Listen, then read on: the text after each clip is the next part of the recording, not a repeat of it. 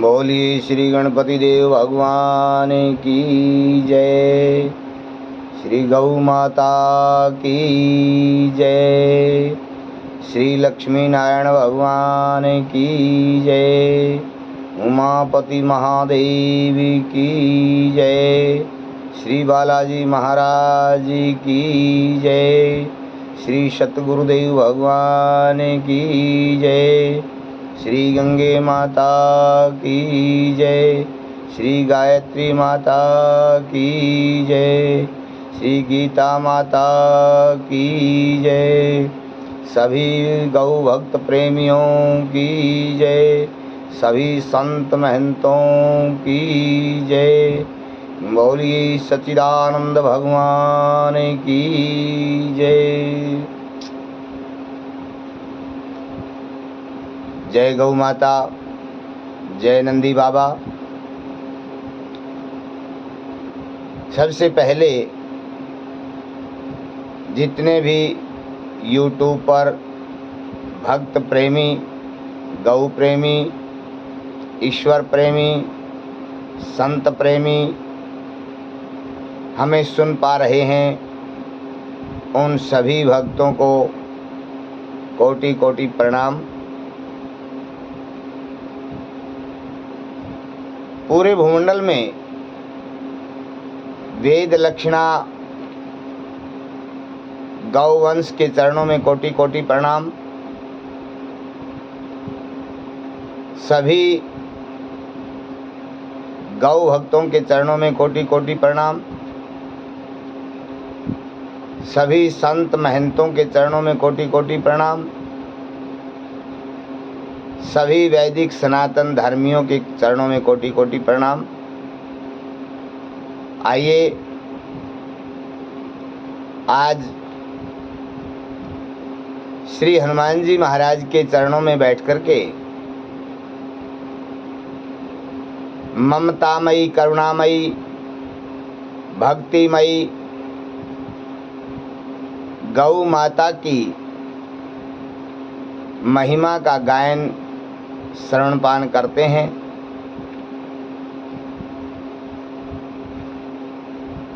ये कथा सबसे पुरानी कथा है। जितनी भी कथाएं संसार में आप सुन रहे हैं, सभी कथाएं इस गौ माता की कथा से प्रकट हुई हैं। इस प्रकार से समय के अनुसार गौ कथा को छुपा दिया गया और अन्य कथाओं का प्रचलन हुआ। लेकिन गौ कथा एक ऐसी कथा है जो एक बार भी मन लगा करके गौ प्रेमी भक्त श्रद्धा विश्वास से समर्पित होकर के गौ माता की कथा का श्रवणपान करता है, उसे फिर और कथाओं के सुनने की कोई इच्छा नहीं होती, क्योंकि सभी कथाएं गौ माता की कथा से ही जुड़ी हुई हैं। इसलिए ये आदि शक्ति गौ माता की कथा जिसने नहीं सुनी उसका जीवन बेकार है। आपने सुना होगा कि सारे तीर्थ बार बार, गंगा सागर एक बार। उसी प्रकार सारी कथाएं बार बार और गौ माता की गौ कथा एक बार। अगर एक बार कोई भी प्राणी इस कथा को मन लगा करके सुन लेता है, फिर और कथाओं का कोई औचित्य नहीं रहता। जितनी भी कथाएं हैं गौ माता की कथा से जुड़ करके उन्होंने अपनी अपनी महिमाएं बताई हैं। आप इन बातों की तरफ ध्यान दें कि जो आज तक गौ कथा छुपी हुई थी, आज गौ कथा की जरूरत क्यों पड़ी? यही प्रश्न एक बार देवऋषि नारद ने पितामह ब्रह्मा से किया और यही प्रश्न कैलाश में बैठे भोले बाबा से नंदी महाराज ने किया कि गौ कथा सबसे प्राचीन कथा थी। गौ कथा पूरे संसार का आधार है, लेकिन गौ कथा को विलुप्त कर दिया गया और अन्य कथाओं का इस संसार में प्रचार प्रसार होने लगा। इन्हीं बातों का समाधान करते हुए ब्रह्मदेव देवऋषि नारद से कहने लगे, नारद, सांसारिक लोग लीक के फकीर बने हुए हैं। जो भी कुछ जैसा बता देता है वैसा करते हैं, इसलिए वो मानने तो लगे हैं लेकिन जानते नहीं कि इसका कारण क्या है। क्यों? क्योंकि ये कलयुग का प्रभाव है, इतना विवेक उनमें नहीं रहा। सतयुग में तपस्या का प्रभाव था, सत्यता का प्रभाव था। त्रेता युग आया, उसमें यज्ञ हवन पूजा पाठ का प्रभाव रहा। फिर द्वापर युग आया, उसमें अनेकानेक कामनाओं का प्रभाव रहा। और जब ये कलयुग आया तो इसमें पैसे का प्रभाव आ गया। आज हर जीवधारी अर्थ को महत्ता देता है कि पैसा है तो सब कुछ है, पैसा नहीं तो कुछ नहीं। उसे न तो सत्यता से कोई लेना देना है, न यज्ञ से कोई लेना देना है, न किसी व्रत पूजा पाठ से कोई लेना देना है। इसलिए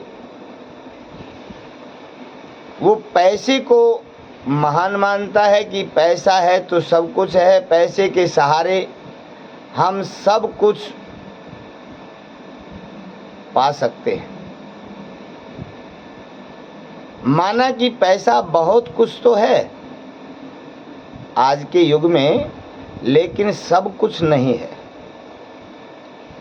ये आंखों पर पर्दा पड़ा हुआ है कि पैसा ही सब कुछ है, पैसों से ही हम सब खरीद लेंगे। क्या खरीद लोगे पैसे से? क्या पैसे से अपने रिश्ते खरीद सकते हो? क्या पैसे से अपनों को अपना बना सकते हो? क्या पैसे से भगवान को खरीद सकते हो? बहुत सी बातें हैं जो पैसे से नहीं खरीदी जाती, लेकिन ये जीव कलयुग के प्रभाव से स्वार्थी हो गया है और स्वार्थ के कारण ये सब भूल गया है। न तो कोई रिश्ता, न नाता, न भगवान, न गुरु, न संत, न मंदिर, न तीर्थ। ये अगर हैं तो दिखावे के लिए हैं, पर्सनालिटी के लिए हैं। श्रद्धा का कोई विषय नहीं है। लेकिन भगवान की भक्ति में कोई दिखावा नहीं चाहिए। ये तो श्रद्धा का विषय है, समर्पण का विषय है।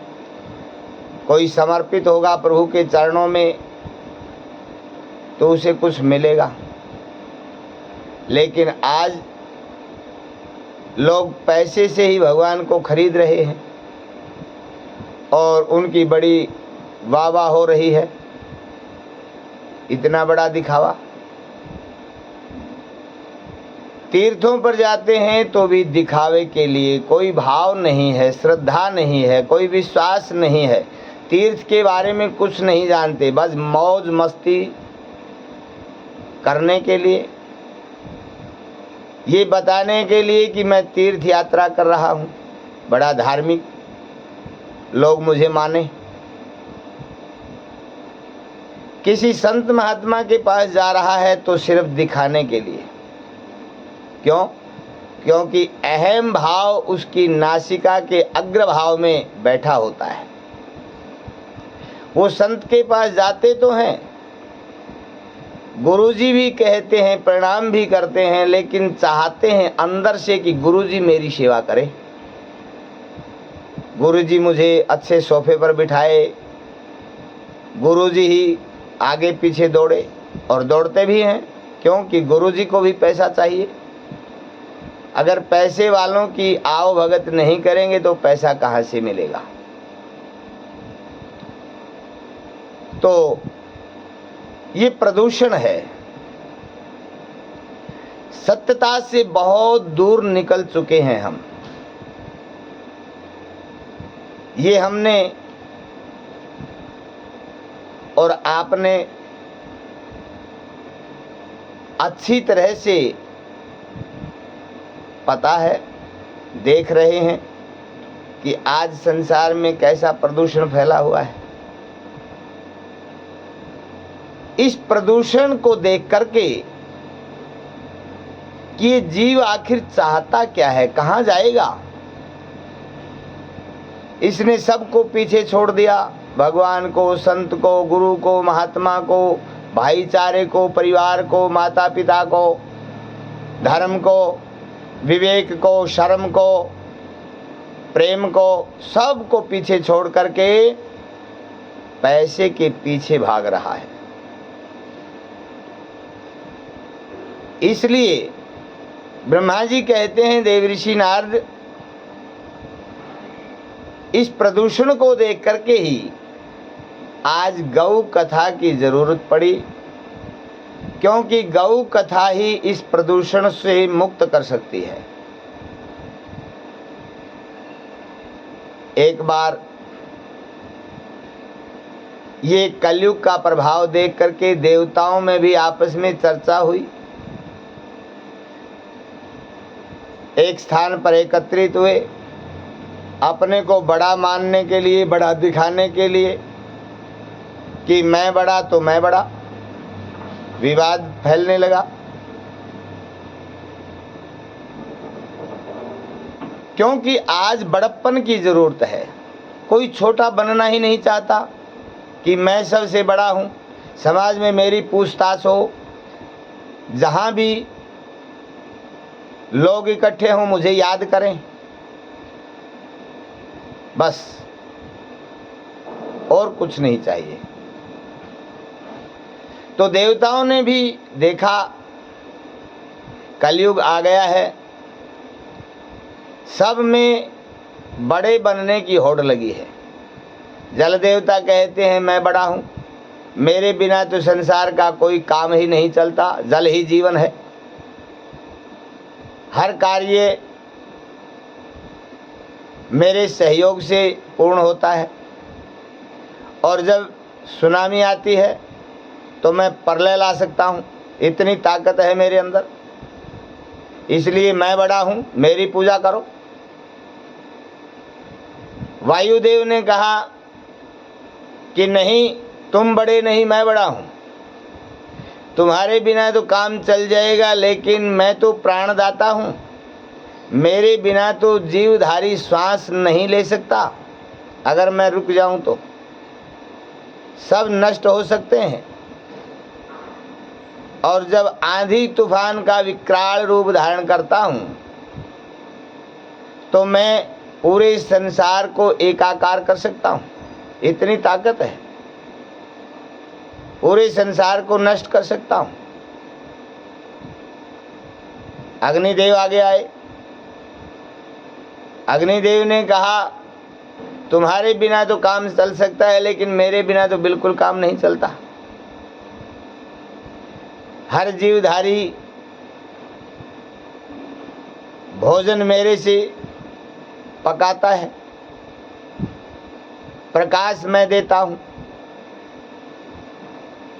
जब यज्ञ हवन होता है तो यज्ञ के माध्यम से सभी देवताओं को आहुति के रूप में भोजन मुझसे मिलता है। और जब मैं प्रचंड रूप धारण कर लूं तो पूरे विश्व को जला करके भस्म भी कर सकता हूं। इसलिए मेरी पूजा करो। देवराज इंद्र कहते हैं, अरे दुष्टों, मैं तुम्हारा राजा हूं, मैं स्वर्ग का राजा हूं, तुम सब मेरे अधीन हो, इसलिए मैं ताकतवर हूं, मैं जो चाहूं सो कर सकता हूं, इसलिए मेरी पूजा करो। अब ये विवाद हो गया, ये प्रदूषण फैलने लगा, लेकिन इसका फैसला कौन करे? भगवान शिव के पास गए। कैलाश पर भोले बाबा बैठे हैं। सभी देवताओं ने जाकर के प्रणाम किया। भगवान शिव ने आने का कारण पूछा तो सब ने अपनी अपनी बातें बताई। ये बातें देख करके, सुन करके भगवान भोलेनाथ मुस्कुराए, हंसने लगे। वारे देवताओं, ऊंच निवास नीच करतूती, इतने ऊंचे सिंहासन पर बैठ करके भी आपकी सोच बड़ी छोटी है।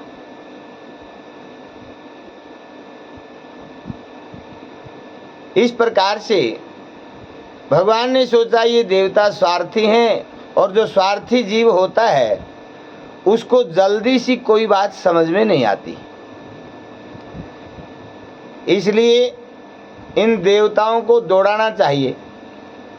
जब ये कुछ मेहनत करेंगे, कुछ परिश्रम करेंगे, तब पता लगेगा। भगवान शिव ने कहा, ठीक है, इस पूरी पृथ्वी की परिक्रमा करके आओ, और जो पहले आएगा वही पहले पूज्य होगा। अब सभी देवता भागे, कोई घोड़े पर, कोई हाथी पर, कोई शेर पर, कोई मोर पर, अपने अपने वाहनों को ले ले करके दौड़े चारों तरफ। अब श्री गणेश जी महाराज सोचने लगे, मेरा तो शरीर भी वैसे बहुत मोटा है, भारी शरीर, वाहन छोटा सा चूहा, ये मूषक कहाँ तक दौड़ेगा, कब तक दौड़ेगा? मेरा तो भागना नहीं बनता। लेकिन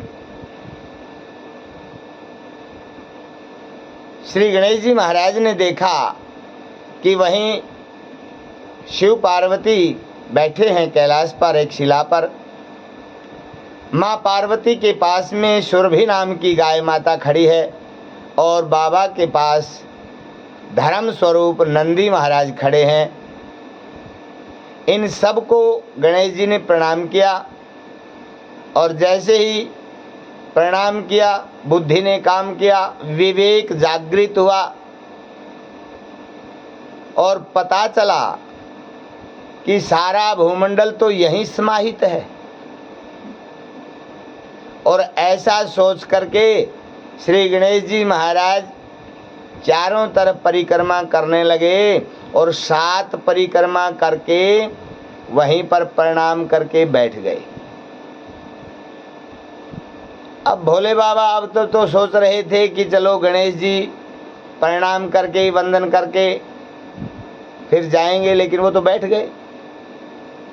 बाबा ने पूछा, गणेश जी क्या बात है, क्या तुम इस प्रतियोगिता में भाग नहीं लोगे?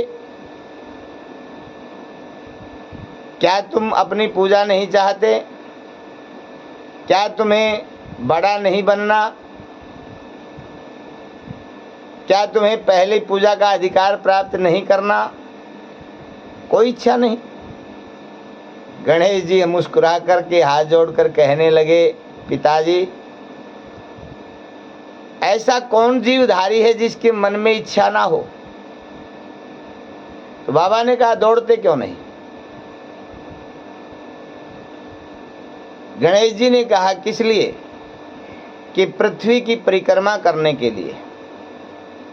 गणेश जी ने कहा, मैंने तो कर ली। कर ली? हाँ। बाबा ने कहा, अब तक तो तुम यहीं घूमते फिर रहे हो, परिक्रमा कहाँ करी? कब गए? मैं तो यहीं देख रहा हूं। गणेश जी ने कहा, बाबा, माँ पृथ्वी होती है और पिता आकाश होता है, और गौ माता के शरीर में सभी देवी देवताओं का, सभी तीर्थों का, सभी वेदों का, सभी पुरुषार्थों का निवास है। और नंदी बाबा स्वयं धर्म के स्वरूप हैं। मैंने आप सबकी 7 परिक्रमा की है, एक नहीं 7 परिक्रमा की है। इसलिए आपने तो एक परिक्रमा के लिए बोला है, लेकिन मैंने तो 7 परिक्रमा की है। अब बाबा ने देखा कि क्या बोल रहा है। गणेश जी ने कहा, ये सभी वेद शास्त्रों में लिखा हुआ है। सभी संतों ने, सभी महंतों ने, सभी पंथों ने, सभी ग्रंथों ने इस बात की भूरी भूरी प्रशंसा की है, सबने बताया है, और ये सत्य है। अब भगवान भोले बाबा ने ब्रह्मा जी को बुलाया। ब्रह्मा जी से पूछा कि ब्रह्मदेव, आपने तो वेदों की रचना की है, क्या गणेश जी बोल रहे हैं ये सत्य है? ब्रह्मा जी ने करबद्ध प्रार्थना की, भोले बाबा ये सही बोलते हैं। गणेश जी महाराज की बात बिल्कुल सत्य है, लेश मात्र भी, किंचित मात्र भी कोई इसमें दोष नहीं है। तो जब ब्रह्मा जी ने पुष्टि की तो वहीं पर एक सिंहासन पर गणेश जी को बिठाया गया, और वहीं भोले बाबा ने, ब्रह्मा जी ने, और तब तक देवता भी आए, सब ने एक मत से श्री गणेश जी को प्रथम पूजा का अधिकारी बना दिया गया। और सबसे पहले गणेश जी की पूजा प्रारंभ हुई। इस प्रकार से ब्रह्मा जी कहते हैं, देवऋषि नारद,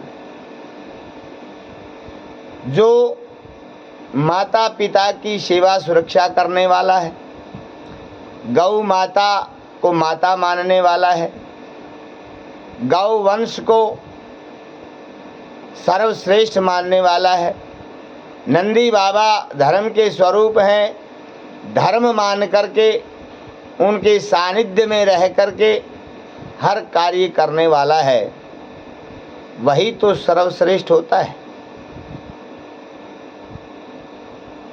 अब श्री गणेश जी तो विचलित नहीं हुए, विवेक से काम लिया कि हमारे शास्त्र क्या कहते हैं, हमारे ग्रंथ क्या कहते हैं, और जो वेदों के बताए हुए रास्ते पर चलता है उसे किसी बात की कोई चिंता नहीं होती, न किसी बात को लेकर वो परेशान होते हैं, क्योंकि उन्हें सब ज्ञान होता है। जो वेद हमें रास्ता दिखाते हैं, उस रास्ते पर जो जीव चलता है वो कभी दुखी नहीं होता, और वही सर्वश्रेष्ठ होता है। इस प्रकार से गणेश जी की पूजा की गई और प्रथम पूजा का अधिकारी माना गया। लेकिन जो सबसे पहले पूजा जाता है, उस गणेश जी की उत्पत्ति कहाँ से हुई? इस गणेश जी की उत्पत्ति भी गाय माता के शुद्ध गोबर से उत्पत्ति हुई, और स्वयं माँ भगवती पार्वती ने श्री गणेश जी का निर्माण किया। ये बहुत विस्तार की कथा, हम आपको इसके बारे में सभी बताएंगे। इसलिए आपने मोटे हिसाब से, मोटी भाषा में सुना भी होगा कि गोबर गणेश। ये गोबर गणेश कहाँ से नाम पड़ा? जैसे ही माँ भगवती पार्वती ने गोबर गणेश का निर्माण किया, वहीं से गोबर गणेश की उत्पत्ति हुई। कैसे हुई? एक बार माँ पार्वती कैलाश पर बैठी विचार कर रही थी कि जितने भी यहाँ पर गण हैं ये सब तो भोले बाबा के अनुचर हैं और भगवान शिव का कहना मानते हैं, इनकी आज्ञानुसार चलते हैं, लेकिन मेरे पास कोई गण नहीं है। गण नाम किसका है और गणेश नाम क्यों पड़ा? आप पहले इसको जान लें, क्योंकि बहुत से भक्त लोग जो है वो तर्क भी करते हैं कि भगवान शिव के विवाह में भी तो गणेश जी की पूजा हुई थी, वो गणेश जी कहाँ से आए? तर्क करने वाला तो कुछ भी कर सकता है। सबसे पहले तो आप ये जानें, गणेश जी एक उपाधि का नाम है। जैसे हमारे प्रधानमंत्री हैं, समय समय पर बदलते रहते हैं, इनकी भी एक अवधि होती है और उपाधि होती है। उपाधि के अनुसार ये बदलते रहते हैं, समय के अनुसार। गणेश नाम क्यों पड़ा? किसका नाम है जो प्रथम पूज्य है? गण नाम है शक्ति का, आप जानते हैं। ताकत का नाम है गण, जिसको शक्ति बोलते हैं। और ईश नाम है परमात्मा का। गण प्लस में ईश, वो परमात्मा की अखंड शक्ति जो अमिट है, जो सदैव रहती है, जो संसार नहीं था तब भी थी, संसार है तब भी है, और संसार नहीं रहेगा तब भी वो शक्ति रहेगी, उसका नाम है गणेश। तो ये आपने जाना कि गणेश किसी छोटे बड़े स्त्री पुरुष का नाम नहीं, भगवान की उस परम शक्ति का नाम है गणेश। और श्री गणेश जी प्रथम पूज्य हैं। निर्माण कहाँ से हुआ? इस युग की बात है। जो वर्तमान में जो मनवंतर चल रहा है, उसके गणेश जी की बात चर्चा हम कर रहे हैं। तो माँ भगवती पार्वती ने देखा कि जब भी मैं स्नानागार में जाती हूँ, भोले बाबा मुंह उठा करके आ जाते हैं, मुझे स्नान भी आराम से नहीं करने देते, लेकिन उनको रोकने ठोकने वाला कोई है नहीं। इसलिए अगर मेरा भी कोई गण हो, मेरे पास भी कोई गण हो, कोई सेवक हो, तो फिर वो मेरी आज्ञा का पालन करे और भोले बाबा को अंदर ना आने दे। ऐसे सोच रही थी।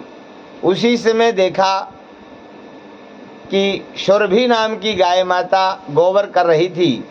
माँ भगवती पार्वती ने दौड़ करके अपनी अंजलि में उस गोबर को लिया और एक शिला पर बैठ गई और इन्हीं विचारों से करते करते अपने शरीर पर गोबर का लेपन करने लगी। पहले ये केमिकल, शैम्पू, साबुन या अनेक प्रकार की व्यवस्थाएं आजकल जो बनी हुई हैं, प्राचीन समय में नहीं थी। कुछ दिन पहले तक भी हमारी माताएं मिट्टी से स्नान किया करती, मिट्टी से बालों को धोती थी, जिसको मुल्तानी मिट्टी भी कहते हैं। ये साबुन, शैम्पू, ये केमिकल अनेक प्रकार के तो अब कुछ दिन में ही पैदा हुए हैं। तो पहले गोबर से स्नान होता था। गोबर से अच्छा कोई उबटन शरीर के लिए नहीं है। अगर कोई गोबर से स्नान करे, गोबर अपने शरीर पर मले, तो शरीर में जितने भी त्वचा रोग होते हैं, खाज, खुजली, दाद, इस प्रकार के सभी वो नष्ट हो जाते हैं और हमारी त्वचा कोमल हो जाती है, बड़ी सॉफ्ट हो जाती है और इससे स्नान करने से हमारे शरीर की जो त्वचा है वो चमकने लगती है, चमक भी आती है, दमकने लगती है। तो माँ पार्वती का शरीर सूर्य की तरह क्यों चमकता था?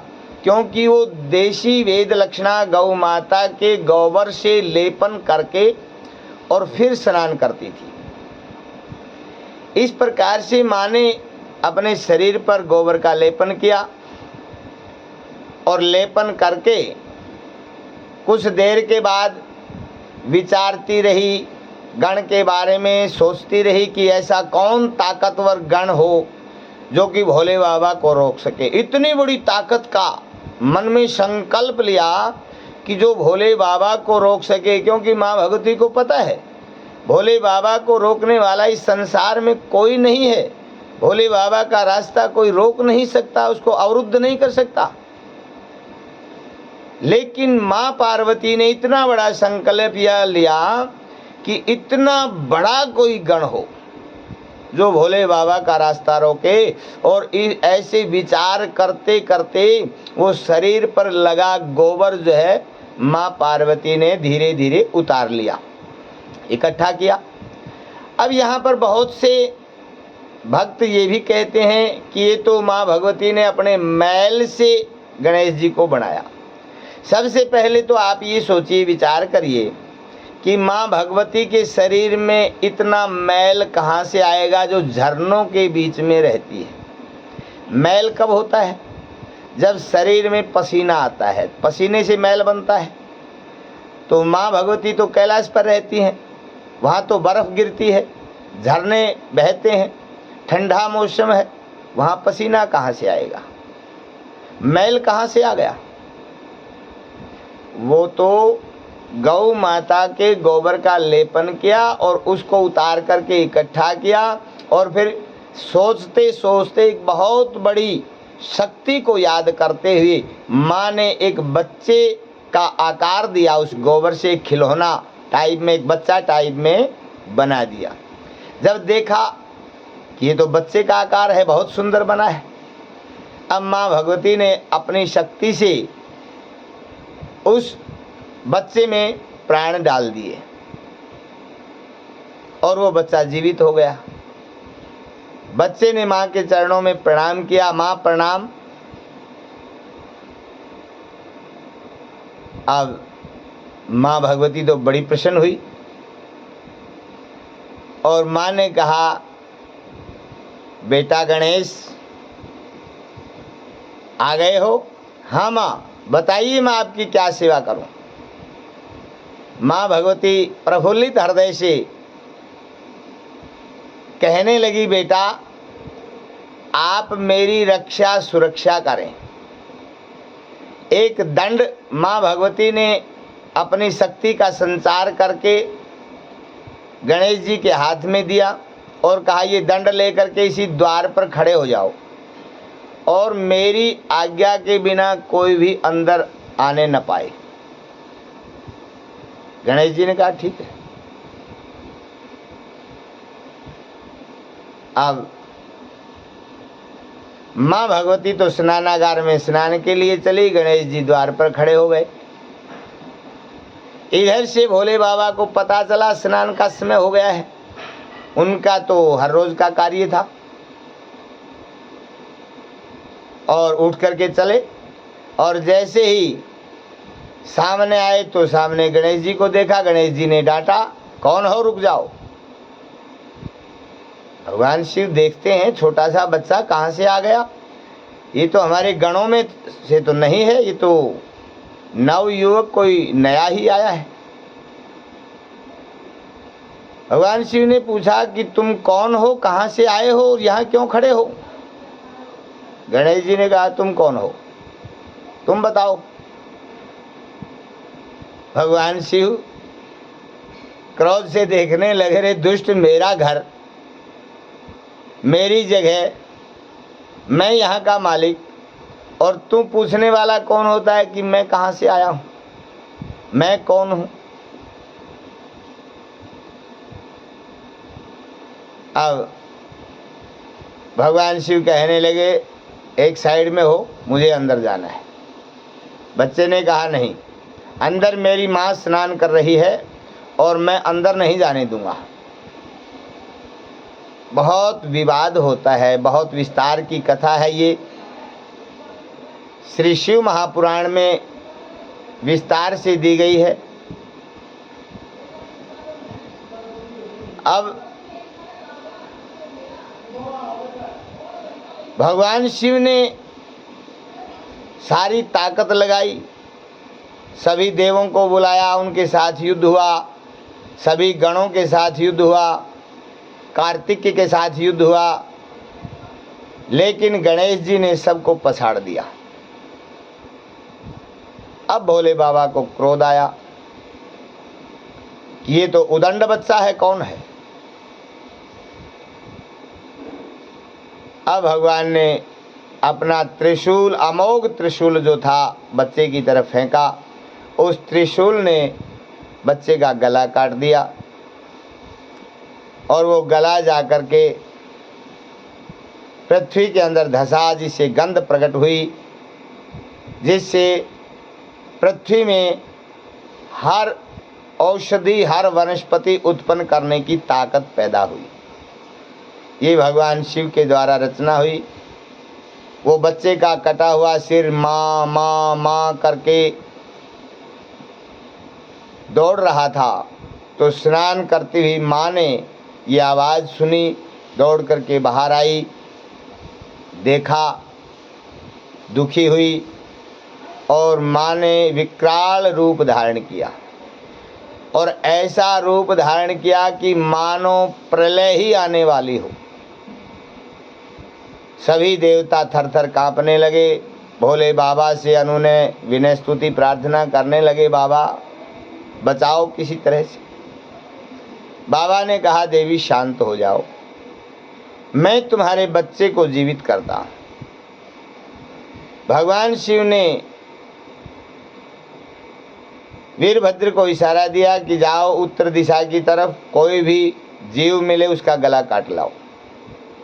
जैसे वीरभद्र आगे गए, एक हथनी उसी समय ब्याई थी, छोटा सा नवजात शिशु हथनी के पास में पीछे की तरफ लेटा हुआ था। हथनी का मुख दूसरी तरफ था और पीछे बच्चा था।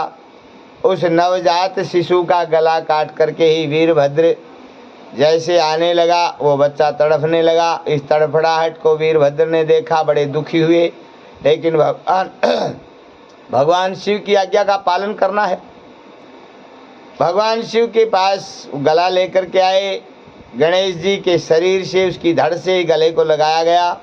भगवान शिव ने दृष्टिपात किया, शक्ति का संचार हुआ, बच्चा जीवित हुआ और माँ माँ माँ कह करके पुकारने लगा। माँ भगवती प्रफुल्लित हुई और अपने आंचल में बच्चे को छुपा लिया और पुनः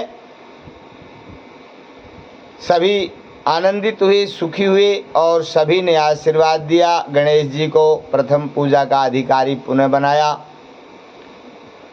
अब हर्षोल्लास छाया हुआ है, चारों तरफ आनंद है कैलाश पर, लेकिन वीरभद्र दुखी है, मुंह लटकाए खड़े हैं। भोले बाबा ने देखा कि सभी हर्षोल्लास से आनंदित हैं, लेकिन वीरभद्र तुम्हें क्या हो गया, तुम रो रहे हो। वीरभद्र ने कहा, स्वामी क्या बताऊं, आपने अपना दुख मिटा लिया, अपने दुख को तो सुख में बदल लिया, लेकिन उस बच्चे की माँ के दुख को कौन मिटाएगा जिसका मैं गला काट करके लाया हूँ। वो बच्चा तड़फ रहा है, वो माँ रो रही है, वो नवजात शिशु था, उस माँ ने उस बच्चे का मुख भी नहीं देखा था। उसके साथ क्या बीत रही है वो मैं जानता हूँ। मैंने उसको तड़फते हुए देखा है, मैंने उस हथनी को क्रंदन करते हुए देखा है, रोते हुए देखा है, उसकी आँखों से अश्रुधारा बह रही है।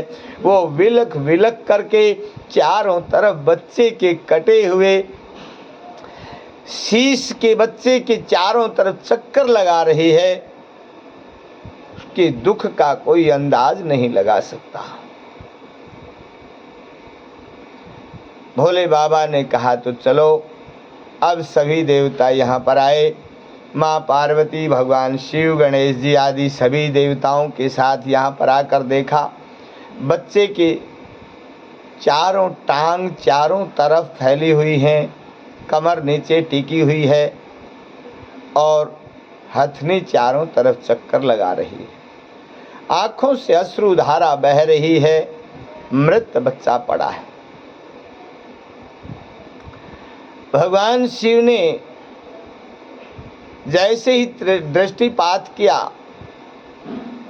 तो उस बच्चे की जो चारों टांगें थी, चारों टांगों से एक स्वस्ति तैयार हुआ और स्वस्ति तैयार होते ही हथनी माँ का दुख जाता रहा और वो खड़ी हो गई। भगवान शिव ने सभी देवताओं के सानिध्य में ये बात कही कि वैसे तो गणेश जी प्रथम पूज्य हैं, लेकिन ये जो स्वस्ति का चिन्ह बना है ये श्री गणेश जी से भी पहले पूज्य होगा। इन्हीं के ऊपर गणेश जी को स्थापित करके पूजा मान्य होगी और ये स्वस्ति जिस घर द्वार के ऊपर बनाया जाएगा वो घर द्वार सदैव सुरक्षित रहेगा। जहाँ भी सुरक्षित स्वस्ति का निर्माण कर दिया जाएगा वो स्थान सदैव सुरक्षित रहेगा। ये हम आशीर्वाद देते हैं। भगवान शिव ने माँ पार्वती, गणेश जी के साथ सभी देवी देवताओं के साथ ये आशीर्वाद दिया और स्वस्ति का निर्माण किया। जो हम हर कार्य में स्वस्ति का निर्माण करते हैं, जिसको स्वास्तिक बोलते हैं। ये स्वास्तिक का निर्माण इस प्रकार से हुआ। अब सभी प्रफुल्लित हुए और हथनी प्रसन्न हुई। सभी देवता अपने अपने लोक को चले गए। भगवान शिव पार्वती कैलाश पर रहने लगे। आनंद का समय छाया और वहीं पर जैसे ही कलयुग का समय आया तो नंदी बाबा भगवान शिव से पूछने लगे, बाबा ये संसार कितना स्वार्थी हो गया है। हर जीव मात्र स्वार्थ के लिए तड़फ रहा है, पैसे के पीछे भाग रहा है, लेकिन इस जीव का क्या होगा। पैसे के लिए इतने पाप कर रहा है।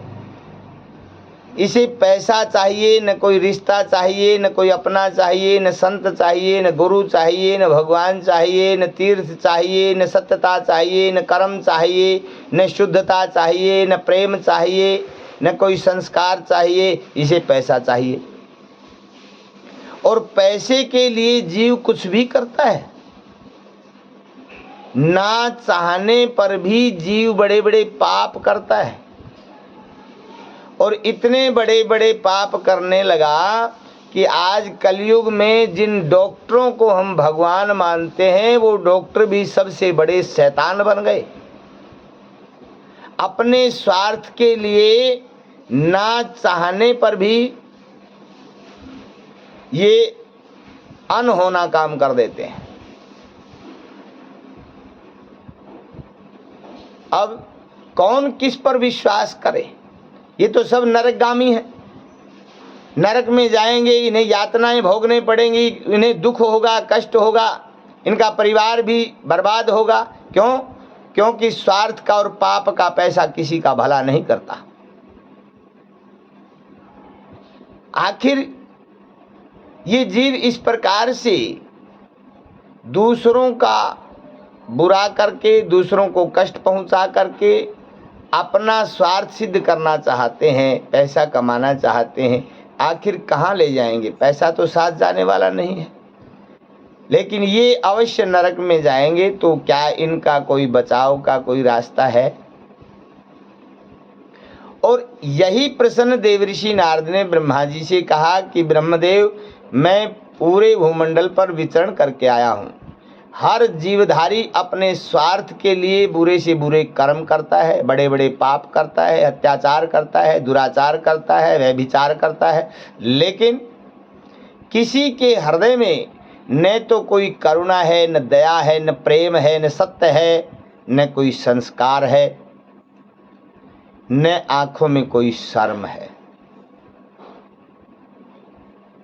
आखिर ये जीव इसी तरह करता रहेगा तो सभी जीव नरकगामी होंगे। नरकगामी होंगे तो राक्षसी वृत्ति संसार में फैल जाएगी, और राक्षसों का व्यवहार तो दुष्टता करना ही है। तो इनका उद्धार कैसे हो, इन जीवों का कल्याण कैसे हो? तब ये ब्रह्मा जी देवर्षि नारद से कथा सुना रहे हैं और भगवान शिव नंदी बाबा से कथा सुना रहे हैं और कहने लगे, सुनो नंदीश्वर, जो इस संसार में सबसे बड़ा मंदिर है, जिससे बड़ा कोई मंदिर नहीं है। आप संसार में घूमोगे, कोई राम जी का मंदिर मिलेगा, कोई हनुमान जी का मंदिर मिलेगा, कोई श्याम जी का मंदिर मिलेगा, कोई भगवान शिव का मंदिर मिलेगा, कोई दुर्गा जी का मंदिर मिलेगा, कोई भैरव जी का मंदिर मिलेगा, कोई नवग्रह का मंदिर मिलेगा। अनेक प्रकार के मंदिरों का कोई और छोर नहीं, जितने देवता उतने मंदिर। लेकिन सभी देवताओं के दर्शन करने के लिए तो हम भटकते रहेंगे तो भी दर्शन नहीं कर पाएंगे, आज जीवन निकल जाएगा। लेकिन गौ माता एक ऐसा मंदिर है जिसमें सभी देवता निवास करते हैं, सभी तीर्थ निवास करते हैं, चारों वेद निवास करते हैं, चारों पुरुषार्थ धर्म अर्थ काम मोक्ष ये भी देवता सभी गौ माता में निवास करते हैं। गौ माता से बड़ा कोई मंदिर नहीं है, गौ माता से बड़ा कोई अस्पताल नहीं है, औषधालय नहीं है। आप कितने हॉस्पिटलों में जाओगे, कोई हड्डी का, कोई चमड़ी का, कोई हृदय का, कोई किसी प्रकार का, नाक का, कोई कान का, कोई आँख का, कोई दांत का, अलग अलग हॉस्पिटल मिलेंगे। लेकिन कई हॉस्पिटलों ने तो वैसे लिख तो रखा है लेकिन इलाज नहीं है। गौ माता एक ऐसा अस्पताल है जिसमें हर बीमारी की दवाई है और गारंटी से है। बाकी अस्पतालों में तो कोई गारंटी नहीं होती, पहले लिखवा लिया जाता है, मरेगा तो तुम्हारा मरेगा, पैसे पहले जमा कराओ। लेकिन गाय माता एक ऐसा हॉस्पिटल है जो बिना पैसे फ्री में इलाज करता है, हर बीमारी का इलाज करता है। जितनी भी संसार में बीमारियों के नाम हैं, हर बीमारी का इलाज गौ माता के पास है। और कहने लगे, गौ माता से बड़ा न तो कोई मंदिर है, न कोई अस्पताल है, और न ही कोई विद्यालय है, विद्या ग्रहण करने वाला। क्यों? क्योंकि सारी विद्याएं गौ माता से निकलती हैं। सारा ज्ञान विवेक प्रकाश सब गौ माता से निकलता है। और गौ माता से बड़ा कोई सुखालय नहीं है।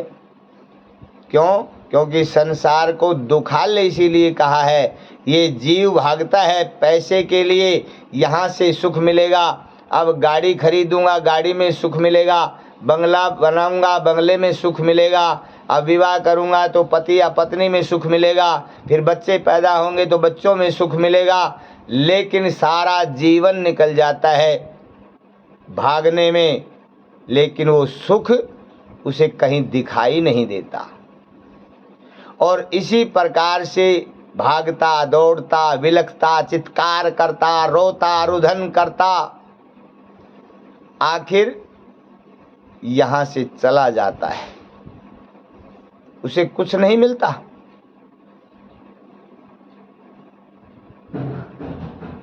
लेकिन अनेकानेक पाप कर्म करता है वो सुख के लिए, पाने के लिए। लेकिन जहाँ सुख है उसकी तरफ वो देखता नहीं, उसे मुंह मोड़ लेता है।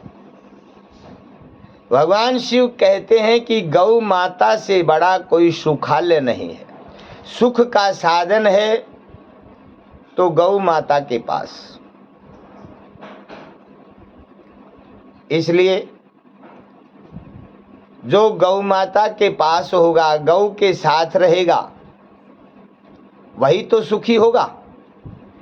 इसके लिए अनेकानेक भगवान शिव ने उदाहरण दिए, समझाया और बताया कि पहले हमारे जो बुजुर्ग थे वो सुख शांति से रहते थे। हर चीज का, पैसे का अभाव था, कोई संसाधन भी नहीं था, लेकिन फिर भी वो प्रेम से रहते थे, आनंद से रहते थे। उनके मन में दया की भावना थी, वाणी में सत्यता थी, आंखों में शर्म थी, मन में परोपकार की भावना थी। उनका व्यवहार, उनका आचार, उनका विचार सब शुद्ध था। क्यों था? क्योंकि हर घर में गौ माता थी, और गौ माता जहाँ रहती है वहाँ तो शुद्धता ही होती है, वहाँ तो सुख ही मिलता है। इस प्रकार से भगवान शिव कहने लगे, नंदी, गौ माता से इन लोगों ने मुंह मोड़ लिया है और गौ माता से विमुख होकर के इस संसार में कोई सुखी नहीं हो सकता। अब इसके अनेकानेक कारण बताए हैं भगवान शिव ने कि गौ माता के सानिध्य से जीव कैसे सुखी होता है। हम एक एक पहलू पर चर्चा करेंगे कि गाय के अंदर कितने देवता कहाँ कहाँ निवास करते हैं। सभी देवता निवास करते हैं, सूर्य आदि नवग्रह निवास करते हैं, सभी तीर्थ निवास करते हैं, सभी औषधियाँ निवास करती हैं। हम एक एक पहलू पर चर्चा करेंगे और चमत्कार देखेंगे कि छोटी छोटी बातों से किस प्रकार से बड़े बड़े उपचार होते हैं। छोटे छोटे कर्मों से जो गौ माता के जो पंचगव्य हैं, ये पंचगव्य चमत्कारी हैं। पंचगव्य से का सेवन करने वाला जीव संसार में सबसे बड़ा ताकतवर होता है, और इसका प्रमाण है हमारे कन्हैया। सबसे बड़ा प्रमाण है, भागवत में हम आप हर रोज सुनते हैं। कन्हैया का जन्म तो मथुरा की जेल में हुआ, लेकिन रुके नहीं। क्यों? क्योंकि वहाँ गाय नहीं थी। गाय कहाँ थी? गोकुल में। और जहाँ 9 लाख गायें जिसके घर में थी, उस नंद बाबा के घर में आ गए। और जब 5 दिन के थे कन्हैया, उसी समय से पंचगव्य का सेवन करने लगे और उन्होंने गौ माता की कृपा से बड़े बड़े काम किए, संसार में पूज्य बने। ये हम सारा वृत्तांत आपको विस्तार से बताएंगे कि किस प्रकार से उन्होंने पंचगव्य का सेवन किया। गौमूत्र क्या काम करता है, गौ का गोबर क्या काम करता है, गौ माता का दूध क्या काम करता है, गौ माता की दही क्या काम करती है, गौ माता का घी क्या काम करता है, गौ माता क्या काम करती है, उसकी श्वास क्या काम करती है, उसके शरीर में कैसी कैसी बीमारियों के उपचार होते हैं, और किस प्रकार से गौ माता हमारे लिए सबसे बड़ी माता है। दूसरी बात, ब्रह्मा जी कहने लगे नारद, संसार में 4 माताएं प्रसिद्ध हैं। सबसे पहले गौ माता, दूसरी गंगा माता, तीसरी गायत्री माता और चौथी गीता माता। लेकिन इन चारों में गौ माता सर्वश्रेष्ठ है। वैसे तो माताएं अनेक हैं, दुर्गा माता है, लक्ष्मी माता है, सरस्वती माता है, जन्मदाता है, पृथ्वी माता, ये सभी माताएं हैं। लेकिन हम धीरे धीरे एक एक पहलू पर बताएंगे कि सब का निर्माण गौ माता से हुआ है। चाहे वो पृथ्वी माता है, चाहे वो लक्ष्मी माता है, चाहे वो गंगा माता है, चाहे वो जन्मदाता है, चाहे गायत्री माता है, चाहे गीता माता है, सबका मूल कारण गौ माता है। इसलिए गौ माता को सर्वश्रेष्ठ माना गया है और सबने माना है। और जिसने माना है और जिसने जाना है वो तो गौ स्वरूप ही हो गया है। गौ कथा तो इतनी लंबी है, गौ के गुणों का अगर हम बखान करें तो जीवन निकल जाएगा, लेकिन गौ के गुणों का बखान नहीं कर सकते, इतने गुण भरे पड़े। आज उन गुणों की जरूरत है।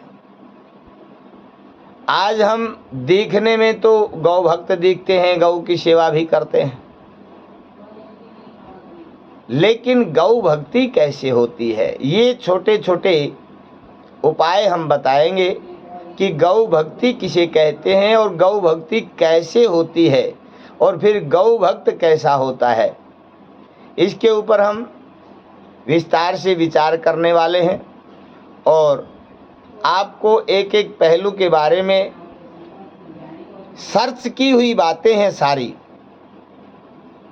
कि किस बीमारी का इलाज गौ माता के किस गव्य से होगा, किस रस से होगा, ये भी सब बताएंगे।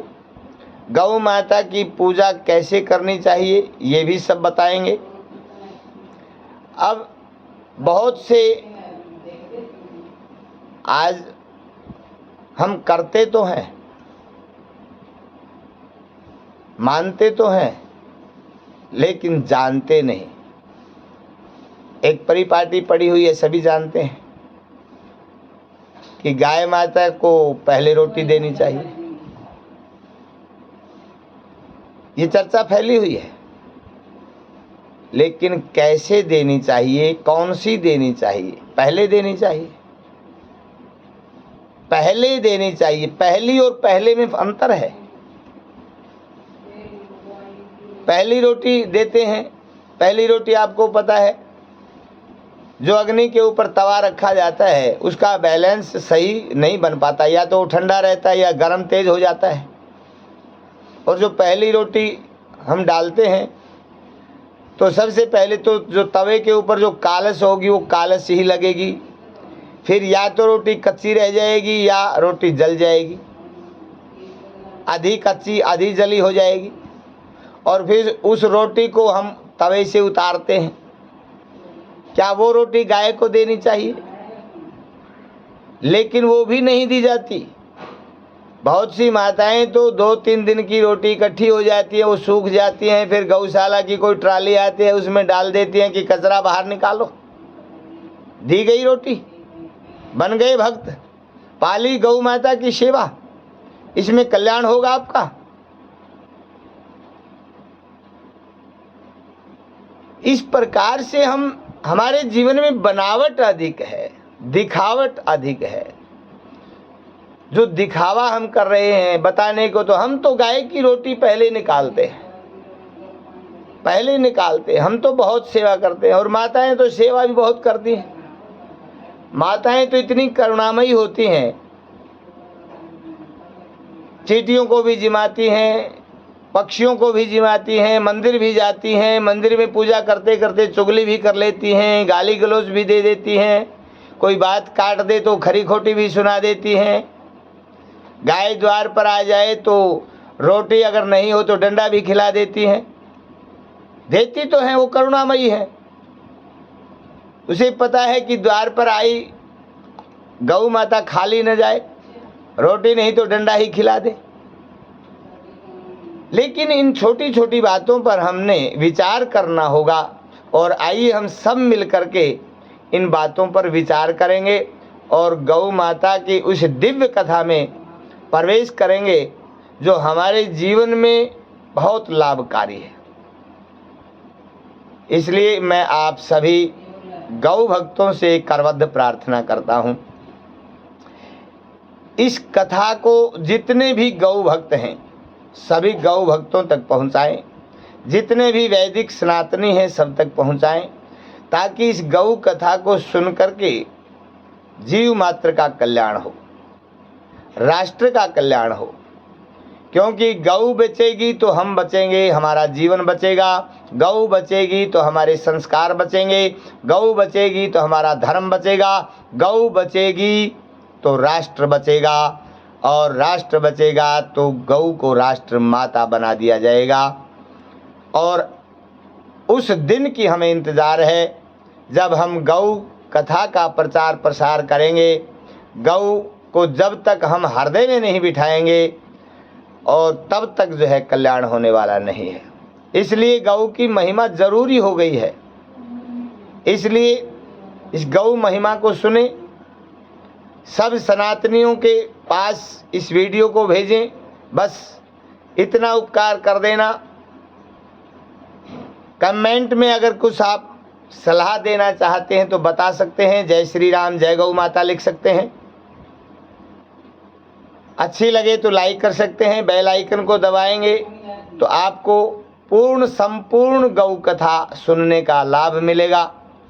और इसी चैनल पर आपको सभी कथाओं का, चाहे वो श्रीमद् भागवत कथा है, चाहे शिव महापुराण कथा है, चाहे श्री देवी भागवत कथा है, चाहे गौ कथा है, चाहे श्री रामचरित्र मानस है, ये सभी कथाएं मूल रूप से, तत्व रूप से, जो कि जिन बातों से आप आज तक वंचित रहे, जिन बातों को किसी ने नहीं बताया, और वो बातें जो है कथाओं में है, हम आपको वो बातें बताएंगे जिसको सुनकर के आप ये सोचेंगे कि आज तक ये बात हमसे क्यों छुपाई गई, आज तक ये बात हमारे को किसी ने नहीं बताई। वो गूढ़ रहस्य कथाओं का और संपूर्ण कथा हम आपको सुनाने का प्रयास करेंगे, समझाने का प्रयास करेंगे, बिल्कुल सरल भाषा में, जो आप सबकी समझ में आ जाए। तो आप सबके पास शेयर करें, आनंदित रहें। जय गौ माता, जय नंदी बाबा, जय श्री बालाजी महाराज, जय श्री राम, जय श्री कृष्णा, जय श्री श्याम।